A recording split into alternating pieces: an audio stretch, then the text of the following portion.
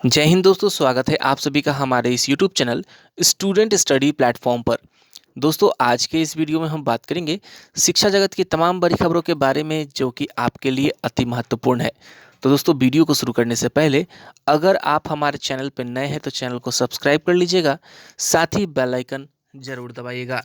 तो शुरुआत करते हैं आज की पहली खबर से। तो पहली खबर है कि बीएसएससी प्रथम इंटर स्तरीय परीक्षा की काउंसलिंग समाप्त होने के बाद इसकी स्क्रूटनी की प्रक्रिया का आज जो है कि सेकंड लास्ट डे है, यानी कि आज 6 तारीख है और कल 7 तारीख, यानी कि 7 तारीख तक बीएसएससी ऑफिस में उन सभी पदाधिकारियों, प्रशाखा पदाधिकारी और सहायकों की नियुक्ति है जिनका काम है स्क्रूटनी को कंप्लीट कराना।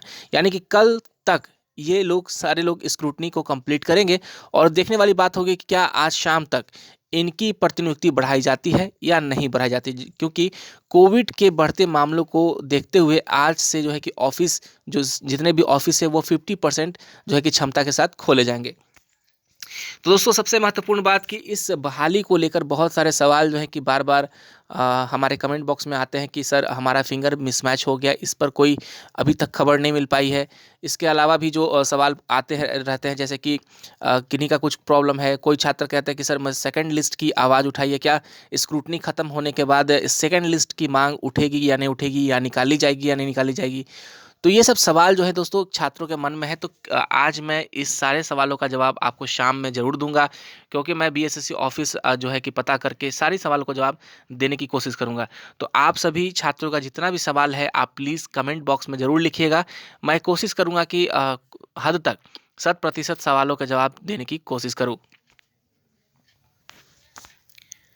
इसके साथ ही बहुत सारे छात्रों के मन में यह भी अब आ रहा है कि क्या 11 तारीख की जो हाई कोर्ट की हियरिंग है उसी दिन फाइनल हो जाएगा, या ये डेट एक्सटेंड होगा। बहुत सारे छात्र पूछे क्या जनवरी में मेरिट लिस्ट आएगा, क्योंकि कोविड के बढ़ते मामलों को देखते हुए अगर कहा जाए तो जो है कि सारा का सारा चीज़ जो स्थगित होता जा रहा है। तो मैं बता दूं दोस्तों कि इस बहाली पर कोविड का कोई खास असर नहीं देखने को मिलेगा, लेकिन अभी भी कह नहीं सकते, ये प्रेडिक्शन वाली बात हो जाएगी, क्योंकि कोविड का जो असर है पटना के अंदर हो या बिहार के अंदर हो, बहुत तेज़ी से ये मामला बढ़ता जा रहा है। तो चलिए दोस्तों, बात करते हैं अगली खबर पर। अगली खबर है कि कोरोना पाबंदियों का शिक्षक नियोजन पर नहीं पड़ेगा असर। तो यहाँ पर देखिए, शिक्षा मंत्री बोल रहे हैं कि कोरोना जो पाबंदियाँ लगी हैं बिहार में, उन सभी को लेकर के जो है कि यहाँ पर शिक्षक नियोजन पे कोई असर नहीं पड़ेगा। तो यहाँ देख सकते हैं कि कोविड महामारी नियंत्रण के लिए राज्य सरकार की तरफ से प्रतिबंधात्मक कदम उठाए गए हैं और इन कदम से छठे चरण के प्राथमिक और माध्यमिक शिक्षक नियोजन की चल रही प्रक्रिया अब पूरी तरह से अप्रभावित रहेगी, मतलब कि इस पर कोई प्रभाव नहीं पड़ेगा।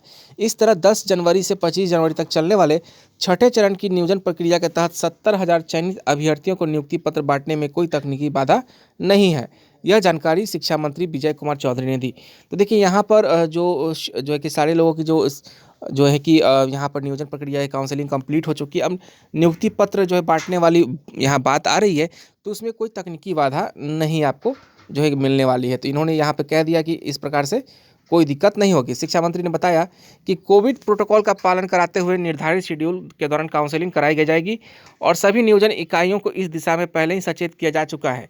काउंसलिंग और नियोजन पत्र की बांटने की कवायद गृह मंत्रालय की तरफ से उठाए गए प्रतिबंधात्मक कदमों से काउंसलिंग और नियुक्ति प्रक्रिया को बाहर रखा गया है। तो देखिए, जो भी यहाँ पर ये शेड्यूल जो है जारी किया गया था इनके द्वारा, तो उस चीज़ को गृह मंत्रालय के द्वारा जो आदेश जारी हुआ है कि कोविड प्रोटोकॉल को पालन करना है, उससे अलग रखा गया है। और लगभग 1100 नियोजन इकाइयों में काउंसलिंग कराई जानी है और छठे चरण में प्राथमिक शिक्षक नियोजन की काउंसलिंग 17 जनवरी से 28 जनवरी तक होनी है। तो ये देखिए यहाँ पर कि 17 से 28 तक जो है कि यहाँ पर नियोजन की काउंसलिंग होनी है और एक साथ जो है कैंप लगाकर देखिए 25 फरवरी को जो है कि सभी लोगों को नियुक्ति पत्र जो है कि बांटने भी है यहाँ पर, यानी कि नियोजन पत्र जो है कि इनको बांटने भी है। तो इस प्रकार से देखा जाए तो इस बहाली में, इस शिक्षक नियोजन की बहाली में यहाँ पर इन्होंने कह दिया है कि ये कोरोना पाबंदियों का कोई इस पर खास असर आपको देखने को नहीं मिलेगा। हालांकि कोरोना के मामलों की बात करें तो पटना में सक्रिय मरीजों का जो आंकड़ा है फिलहाल जो है कि 2000 के पार कर चुका है। तो आप यहाँ देख सकते हैं कि पटना के अंदर में खास करके बात कर ले, पटना में सारे ऑफिसेज हैं, चाहे वो किसी भी विभाग का हो, सारा का सारा जो हेडक्वार्टर होता है वो पटना में ही होता है। तो कहने का मतलब कि पटना में जो सक्रिय मरीजों का जो आंकड़ा है अभी के डेट में 2000 के पार है। और सबसे बड़ी चीज़ कि एक दिन में, कल के दिन में 1015 लोग जो है कि संक्रमित मिले हैं। तो देखिए 1015 जो है कि संक्रमित बुधवार को मिले थे और मंगलवार को देखिए 565, यानी कि सीधे दोगुना हो गए, यानी लगभग दोगुना। 565 थे और सीधे देखिए मंगलवार के बाद जो है कि सीधा बुधवार को 1000, यानी कि कोरोना के मामले की रफ्तार में जो है कि बढ़ोतरी आपको यहाँ देखने को मिल रही है। इसके बाद बात करें तो बिहार के दोनों उप मुख्यमंत्री और 2 मंत्री भी जो है कि कोरोना पॉजिटिव हो चुके हैं। इसके अलावा जो है कि बहुत सारे डॉक्टर्स हैं, बहुत सारे जो स्वास्थ्य कर्मी हैं वो कोरोना पॉजिटिव हो रहे हैं। तो इन सभी चीज़ों को देखा जाए तो बिहार में अब शिक्षा व्यवस्था हो या प्रतियोगी परीक्षाएं हो, उन सभी पर कहीं ना कहीं लग रहा है कि अब लगाम लगने वाली है। तो यही कारण है कि आप यहाँ देख सकते हैं कि एक और खबर है कि वनरक्षी और वनपाल की शारीरिक परीक्षा स्थगित की गई है। तो पर्यावरण, वन एवं जलवायु परिवर्तन विभाग के अधीन वनरक्षी और वनपाल के पद के लिए होने वाली शारीरिक दक्षता परीक्षा को स्थगित कर दिया गया है। कोरोना के बढ़ते संक्रमण के मद्देनज़र यह कदम उठाया गया। तो देखिए यहाँ पे भी कोरोना का जो है कि मार झेलना पड़ रहा है इस बहाली को। तो केंद्रीय चयन परिषद यानी कि सिपाही भर्ती ने परीक्षा को स्थगित करने का आदेश बुधवार को जारी कर दिया। वनरक्षी व वनपाल के शारीरिक दक्षता परीक्षा को 10 से 12 जनवरी के बीच में होनी थी। तो देखिए जैसे ही मैंने कहा कि दोस्तों कि यहाँ पर कोरोना का जो केसेस है वो बढ़ रहा है। और बात करें कि ये जो फिजिकल एग्ज़ाम होगा वो कहाँ होगा, तो देखिए ये फिजिकल एग्ज़ाम होता है पर्यावरण जलवायु विभाग का, वो होता है पटना के संजय गांधी जैविक उद्यान में। तो संजय गांधी जैविक उद्यान भी पटना में जो है कि है, जिस कारण से पटना में सक्रिय मरीजों की संख्या बढ़ी है। तो यहाँ पे कोरोना का ध्यान में रखते हुए परिषद ने इसे स्थगित कर दिया है। तो यहाँ पर देखिए इस बहाली पे भी देखिए यहाँ पर फिलहाल कोरोना का मार पड़ा और यहाँ पे ये चीज़ को स्थगित किया गया। हालांकि जो बताया गया है कि इसका जो एडमिट कार्ड छात्रों ने डाउनलोड कर रखा है वही एडमिट कार्ड नेक्स्ट जब आपका फिजिकल होगा वही एडमिट कार्ड आपका कार्य वहाँ पे करेगा।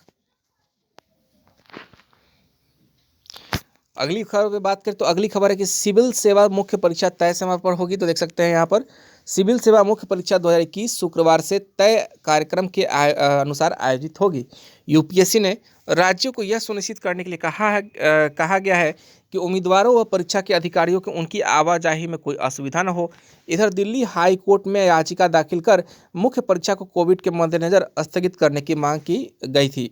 तो हाई कोर्ट ने इस याचिका पर गुरुवार को सुनवाई करेगा। तो देखिए यहाँ पर जो आयोग है, यूपीएससी आयोग है, वो कह रही है कि यहाँ पर जो परीक्षाएं हैं वो तय समय पर, तय निर्धारित समय पर होगी। लेकिन यहाँ पर एक याचिका दायर की गई है जो है कि हाई कोर्ट में कि कोविड के मद्देनजर देखते हुए इस परीक्षा को भी जो स्थगित कर दी जाए।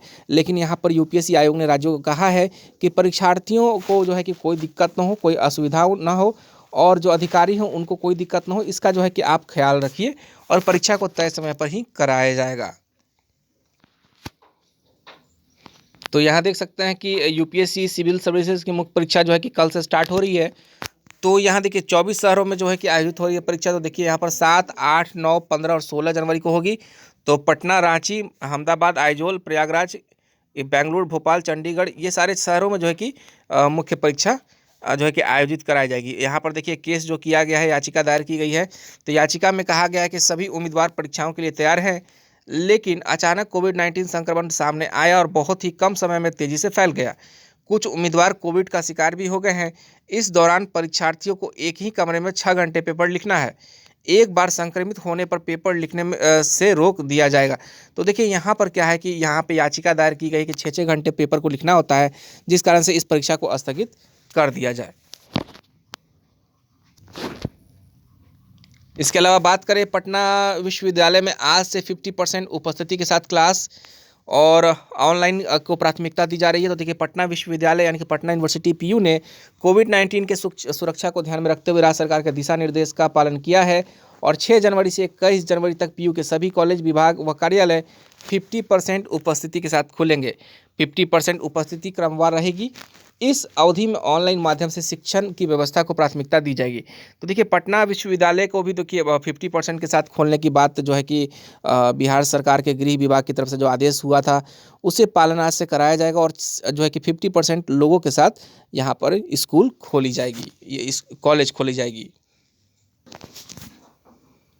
तो चलिए दोस्तों, आज के लिए बस इतना ही। आप सभी का बहुत बहुत धन्यवाद। बाकी खबरों पाने के लिए आप हमारे चैनल को सब्सक्राइब कीजिए।